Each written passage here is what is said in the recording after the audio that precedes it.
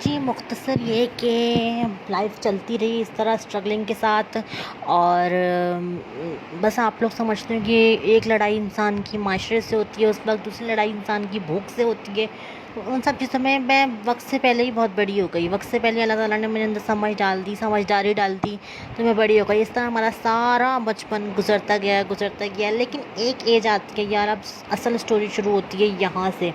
مما کو میں دیکھتی ہوئی گزری تھی ساری زندگی سے کہ امی نے کس طرح اسٹرگل کیا کیا تھا. میرے اندر سے خوف تھا شروع سے نا.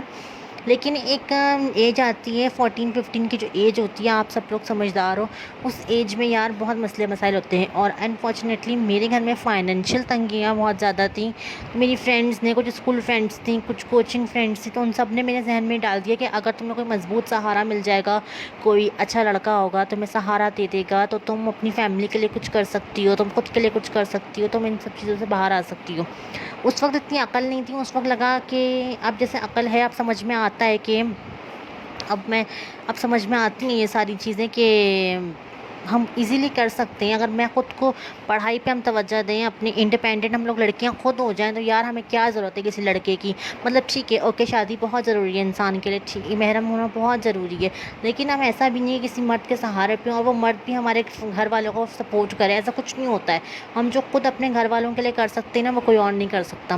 تو ان دنوں میں بس میں ان سب چیزوں سے گزرتی رہی. پھر ایک چڑچڑا، جب ہارمونس چینج ہو رہے ہوتے ہیں، بڑے ہو رہے ہوتے ہیں ہم، ایک چڑچڑاہٹ اندر سے خود ہی آ جاتی ہے. ایک پریشر ہوتا ہے بورڈ کا کہ اچھے گریڈز لینے ہیں.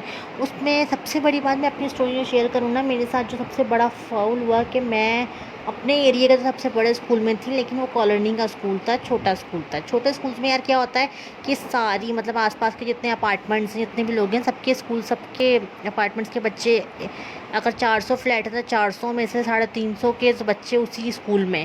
سب کے پیرنٹس میڈم کے پاس جا رہے ہیں، بات چیت ہو رہی ہے، ایک گوسپ پروگرام چل رہا ہے. تو شروع سے ہی، کیونکہ میرے پیرنٹس، میں نے بتایا فائنینشلی ہم لوگ بہت کمزور تھے، تو فیس دینے میں بہت پرابلم ہوتی تھی میرے پیرنٹس کو. تو عجیب ہی نظروں سے جو ہے نا مجھے دیکھا جاتا تھا.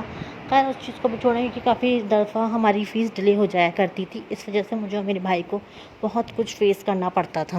خیر میری یہ بات کہنے کا بار بار مقصد صرف اتنا سا ہے کہ جو بھی لوگ دیکھ رہے ہیں جن کے بچے چھوٹے اسکولوں میں پڑھتے ہیں، اور اگر آپ لوگ افورڈ کر سکتے ہو تو یار پلیز کسی اچھے اسکول میں ایڈمیشنس کراؤ ان کے. اور